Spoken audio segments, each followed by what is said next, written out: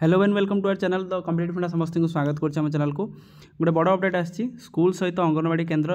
को जोड़ी हे जोटा कि आपर अंगनवाड़ी केन्द्र को जोड़ापी केन्द्र सरकार एक गाइडलाइन आनी जो गाइडलाइन कौन देखा आउ नुआ सिस्टम रे आपण मानकर एनईपी 2020 अनुसार ये जिनस लागू हम स्टार्ट करिया वीडियो को स्टार्ट करिया पूर्व समस्त वीडियो को लाइक और चैनल को सब्सक्राइब करदे जहाँद्वारा कि वीडियो नेक्स्ट अपडेट आप बाहर पहुँच पारे। देखो गोटे आपंकर गर्भवती महिला नवजात शिशु स्कूल जावाक थिबा शिशुजात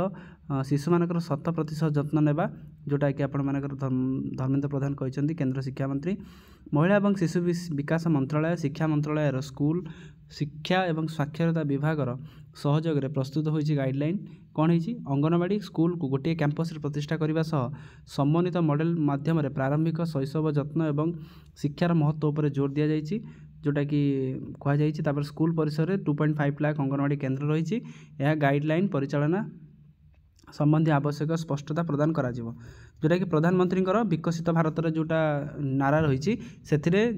माने अंगनवाड़ी जेहेतु गोटे बहुत भूमिका रही गोटे कैंपस मध्य एकाथरे कि आपण मानकर कैंपस एकाथरे कि पिला मानक पढ़ा जो थे कि +2 पर्यंत पाठ न पढ़ी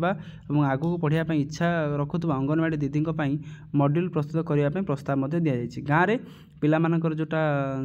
माने डेवलपमेंट जो अंगनवाड़ी दीदी मानकर कठिन परिश्रम ताको आप्रिसीएट करा जायछि जोटा ता सहित न्यू दिल्ली रे जोटा आपनकर विज्ञान भवन में केंद्र मंत्री धर्मेन्द्र प्रधान और महिला शिशु विकास मंत्री अन्नपूर्णा देवी कर कमल गोटे स्थान में प्राथमिक शिक्षा सहित अंगनवाड़ी केन्द्र स्थापन पर गाइडलाइन आरंभ होती नूतन बा new education national education policy नीति परामर्श अनुसार अंगनवाड़ी और स्कूल गोटे कैंपस प्रतिष्ठा होगा सहित समन्वित मॉडल रे प्रारंभिक शैशव एवं शिक्षार महत्व उपर अधिक जोर दि जाइए जोटा देखिपारे माननीय केंद्र मंत्री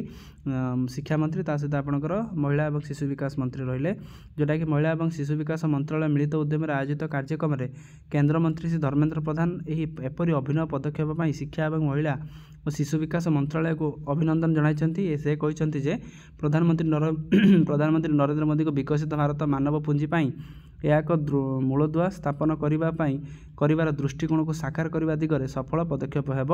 विकसित भारत में लक्ष्य सेतेबेले हेब जेतेबेले आगामी दिन में 100% गर्भवती महिला और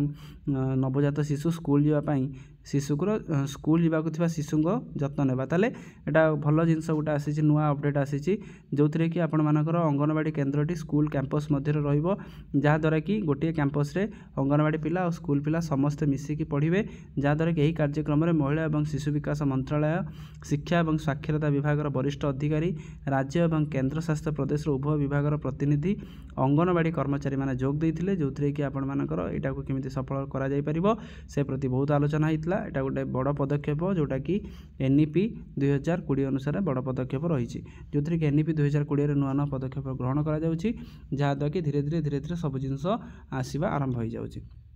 तेणु ये आजिकार अपडेट थिला समस्त वीडियो को लाइक चैनल को सब्सक्राइब करदे जहाँद्वारा कि वीडियो नेक्स्ट अपडेट आप बाहर पहुँच पारे। थैंक यू देखा नेक्स्ट वीडियो।